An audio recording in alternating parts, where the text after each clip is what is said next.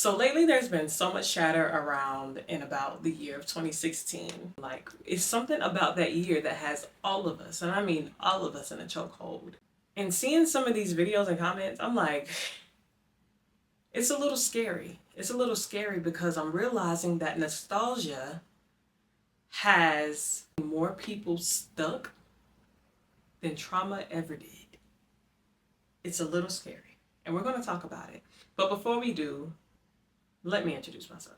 Jesus, I won't leave you never, never, never. You're my always and forever, ever, ever. Welcome to the Holy AF podcast, Holy and Forgiven, that is. I am your host, Mercedes, and I am providing a space for those that love God. We're trying, we're still becoming, and we're still a little messy in the process because we're just human and we're far from perfect. So if this space sounds like you, welcome. Welcome. The 2016 trend comes up every year. I don't know why. I don't know how.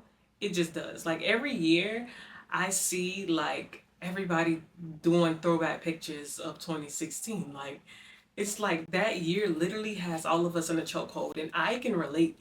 Like I have been saying for the longest that was probably one of the best years of my life, and I can remember almost every moment of 2016. And honestly, I can't think of a bad moment for the like I really cannot think of a bad moment for the most part. I'm remembering everything so vividly, and it was just a great year. So I get it. I know exactly where people are coming from. I don't know how we were all living the same life at that time, but I get it.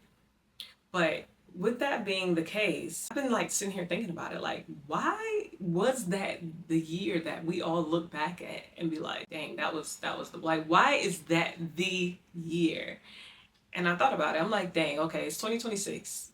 2016 was 10 years ago. 10 long but quick years ago.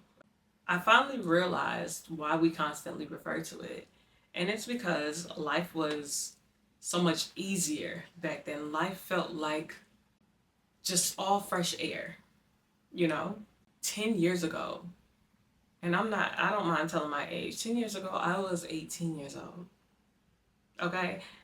18 years old, now that I look back, I was a baby. Like, I wasn't carrying anything. I hadn't been through a lot yet, I would say. So when I look back at it, I'm like, that's why. Like, that was a time when I didn't have a worry in the world. I didn't have bills. I didn't have a kid. I didn't have all the whatever trauma came from the early 20s that we all go through. Like, I didn't have that yet. So it felt good. 2016 felt good. And I realized that we romanticized that year so much because we simply missed that version of ourselves. And that's okay. It's okay. It's okay to miss a version of you. What's not okay is not knowing how to move on. Do not go down that nostalgic memory lane and box yourself into just that year. And box yourself into a whole lot of what ifs and, oh, I wish I could did, and I only if I could. Like, we need to learn how to move on gracefully. It's time. Some of us, yeah, we've already moved on. I get it. But I'm not, if that's you, this is not for you. This is for those of you that can't seem to just let the past be the past and stop holding on to what you used to be or what the times used to be. You need to learn how to move on gracefully. And this doesn't only apply to just remembering the year of 2016. This applies to everything. This applies to your relationships. This applies to your career. This applies to your love for yourself. How do we move on gracefully? So we're going to talk about 5 steps that you need to take in order for you to move on gracefully. And within these steps, you need to be doing a lot of self-reflection. You need to be asking yourself some questions, okay? So step number 1, learn how to honor the past without living in it. That is very much so possible, and it's absolutely necessary. We take moments and reminisce on what used to be for so long. Like, we literally will sit there and go down a rabbit hole just thinking about what used to be without even noticing that you're just boxing yourself into that time period. And when you do that, you begin to measure your life against what that was, against that now closed chapter. And that's what have a lot of you stuck right now. You just can't seem to let it go. For some of you, letting the past go will be hurtful. For some of you, it will be such a relief. For some of you, it'll almost feel like if you let that thing go, whatever that is, you don't have a purpose in life, or you don't have a reason to live anymore. And let me be the one to tell you that that's not true. You can't see or feel or appreciate what is to come because you are so stuck on your past. Now, I'm a soul believer. I'm a very firm believer that God has amazing things for all of us. He wants to give you more. He wants you to have more out of life. He wants you to have a clear vision of your purpose, and he wants you to be walking in your purpose. But you have this thing that has created a barrier between what he has for you, between yourself and what he has for you, between your thoughts and what he has for you. And you can't seem to get through that barrier because you're so locked in on your past. So you need to ask yourself, is it the year that you actually miss? Or do you just miss who you were back then? And if that's the answer to your question, find a way to express gratitude for who you were, for that version of you, and let that version of you go. The second thing you need to do is please stop. Oh my goodness. Stop comparing different versions of yourself. Comparing different versions of yourself is almost just as bad as comparing yourself to another person. Because in a different version of yourself, you were a different person. It's just as bad. When you compare the different versions of yourself, you don't take everything into consideration. You're not considering the fact that maybe during that version of yourself, you didn't have as many responsibilities. You weren't carrying that much of a load. So you had a lot more freedom. It's not fair to compare that version of yourself to the version of yourself today where you do have a lot more responsibilities. You are carrying a lot more. You don't have as much freedom or flexibility. When you do the comparisons, it makes you feel like something's wrong.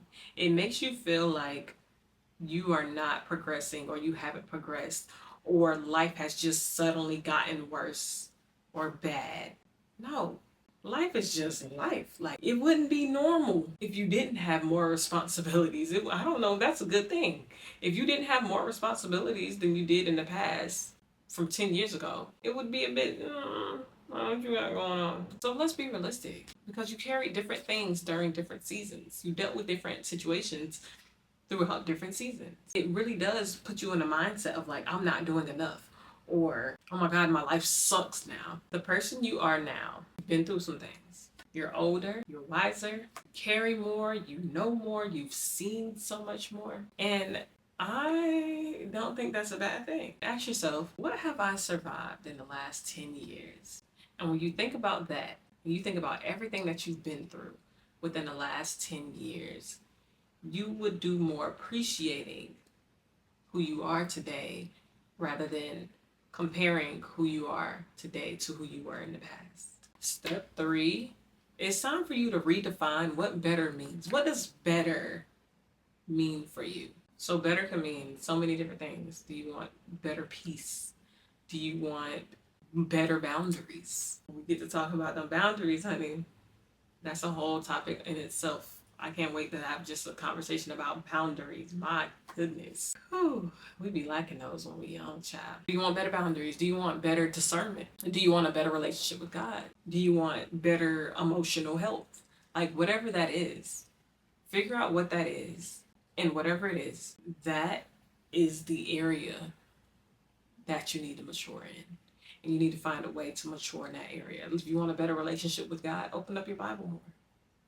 Talk to him more, pray more, take more time, and stop doom scrolling and open your Bible. Scroll through that Bible. Scroll through that Bible app. If you want better boundaries, just learn the 2-letter word. If you want better peace, learn how to filter certain people out, filter certain things out. For example, I filter the news out of my life. I will not sit there and watch the news on TV. I found out what's going on in this world from what I see whenever I'm on social media. But the news, baby, the news will have you out here so depressed. Like, so find out whatever better means to you and lock in on that thing alone. And as a matter of fact, I got a better one for you. How about you try asking God, what is He asking you to mature in? God speaks to us in all different ways. So whatever that thing is, you're going to know. He's not confusing. You're going to know exactly what He's asking to mature in. And once you figure out what that is, lock in. Step number 4. This is if needed. Some people will not need this, so you can skip it. But step 4, if it's needed, you might need to take some time to grieve. Grieving, believe it or not, as depressing as it may sound, grieving helps us get through this life. As a human being, you have to learn you have to know how to grieve. And almost all of us go through grief without asking for it. We lose our loved ones, we lose relationships, and you have to grieve not talking to that person anymore. You have to grieve not having that person in your life anymore.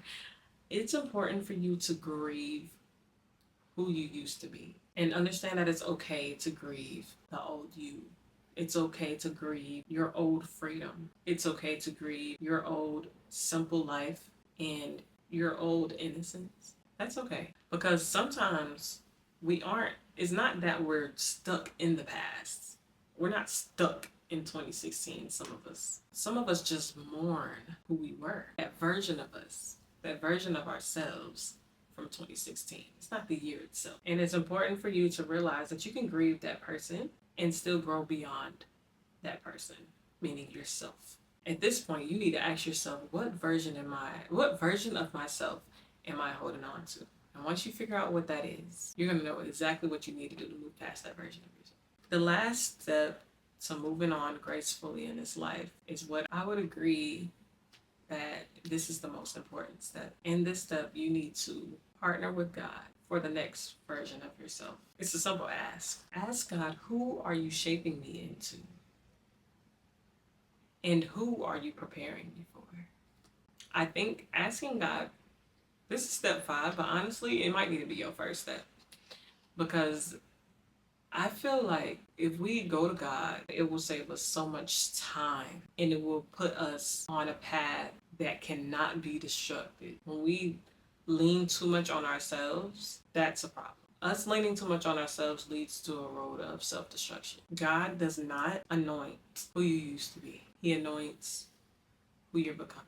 And then, after you've taken all those steps, ask yourself, if I stop romanticizing the past, what becomes possible for me? Once you have the answer to that, no one can stop you. Me seeing this trend go around right now, I'm realizing that it really is some people out there that's stuck in 2016. Some of you are stuck because you will not let the past you go. You will not let the things that you went through go. You will not let the trauma go. You will not let the disappointment go. You will not let the failure go. And what's so ironic about it is that all those negative things, you would think that everybody could just naturally let those things go. But more than ever, people hold on to those things. And for some reason, they allow those things to hinder them and keep them from moving forward in life. Let the trauma go. Let that past you go. You're not happy because you're stuck on the past. The past isn't serving your future self. The past already did what the past was going to do. Until next time, I'll talk to you guys very, very soon. Take care. Jesus, I will leave you living.